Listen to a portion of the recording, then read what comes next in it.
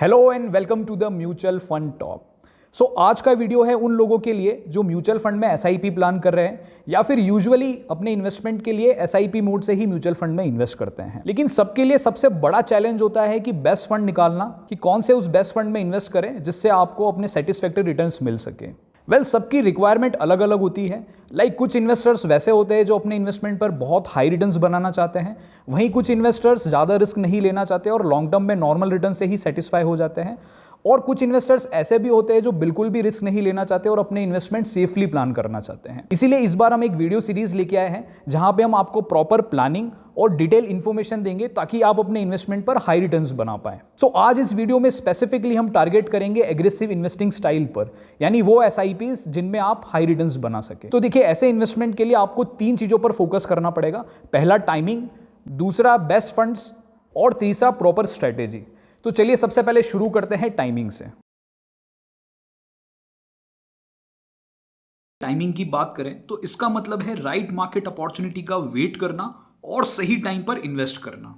Economic cycle के according best opportunity तब मिलती है जब हम रिसेशन और पुअर इकोनॉमिक कंडीशन से उभरना स्टार्ट करते हैं। ग्लोबली हम इसी फेज में चल रहे हैं, लेकिन इंडिया की पोजीशन कंपैरेटिवली काफी स्ट्रांग है और फ्यूचर की ग्रोथ भी अच्छी नजर आ रही है। तो टाइमिंग के अकॉर्डिंग ये सबसे बेस्ट टाइम है अपने इन्वेस्टमेंट की शुरुआत करने के लिए या फिर अपने इन्वेस्टमेंट को बढ़ाने के लिए। नाउ अगर हमें इंडिया जैसी ग्रोथ मार्केट में अगर ज्यादा रिटर्न्स बनाने हैं तो उसके लिए सबसे बेस्ट फंड्स है small and mid cap fund, क्योंकि ये फंड्स टारगेट करते हैं उन छोटी कंपनीज में जिनमें ग्रोथ की स्कोप बहुत हाई होती है और इसी वजह से इनमें रिटर्न्स भी काफी ज्यादा बनते हैं। Now we have selected 5 funds और इन फंड्स को हमारी इन हाउस रिसर्च टीम ने small and mid cap categories को डीपली एनालाइज करके सेलेक्ट किया है, जिनकी investing strategy and current portfolio market opportunity के लिए बेस्ट है और लॉन्ग टर्म में काफी हाई रिटर्न्स बना के दे सकते हैं। सबसे पहला फंड है Kotak small cap fund.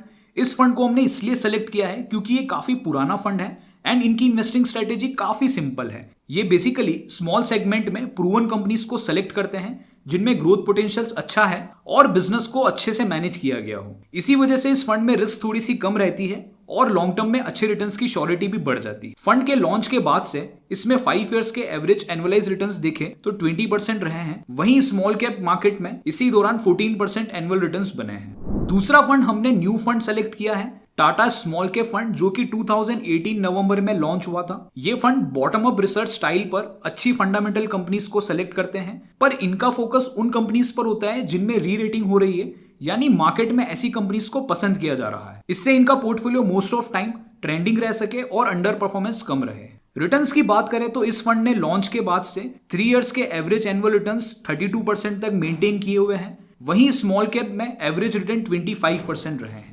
Third fund है Canara Robeco small cap fund. Again ये भी ज्यादा पुराना फंड नहीं है, जो फेब 19 में लॉन्च हुआ था।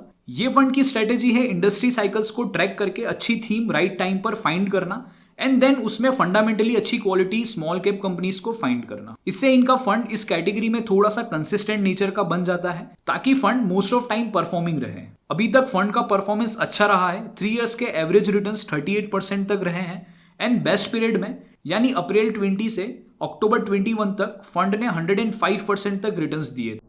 नेक्स्ट फंड है HSBC स्मॉल कैप फंड। इनकी स्ट्रेटेजी है अंडर रिसर्च छोटी कंपनीज को ढूंढना जो अपने ग्रोथ फेज में है, इसलिए प्रॉफिट्स काफी तेजी से बढ़ रहे हैं और लो प्राइसेस पर अवेलेबल है। ओवरऑल अभी ये opportunity industrial and manufacturing sector में अवेलेबल है और इस फंड का पोर्टफोलियो अभी इसी थीम पर फोकस्ड है। इसी टाइमिंग की वजह से इस फंड में अच्छे रिटर्न्स की प्रोबेबिलिटी काफी हाई है। ये फंड 2014 में लॉन्च हुआ था, तब से अभी तक 3 इयर्स के एवरेज एनुअल रिटर्न्स 17% है, वहीं स्मॉल कैप इंडेक्स के रिटर्न्स 11% ही है, यानी फंड ने इंडेक्स को काफी अच्छे मार्जिन से बीट किया। लास्ट फंड है एक्सिस स्मॉल कैप फंड। ये fund house pure growth style follow करते हैं, इसलिए ये स्मॉल कैप कैटेगरी में specifically high growth oriented companies पर ही टारगेट करते हैं। इस फंड का रिस्क मैनेजमेंट भी काफी अच्छा है। ये फंड उनके लिए बेस्ट है जिनको अच्छी रिस्क मैनेजमेंट के साथ में अच्छे हाई रिटर्न्स चाहिए। फंड की परफॉर्मेंस की बात करें तो इनके 3 इयर्स के एवरेज एनुअल रिटर्न 16.63% बने हैं, वहीं स्मॉल कैप इंडेक्स में 12.60% तक बने हैं। अच्छे फंड सिलेक्शन के बाद नेक्स्ट सबसे इंपॉर्टेंट होता है प्रॉपर स्ट्रेटेजी के साथ में इन्वेस्ट करना।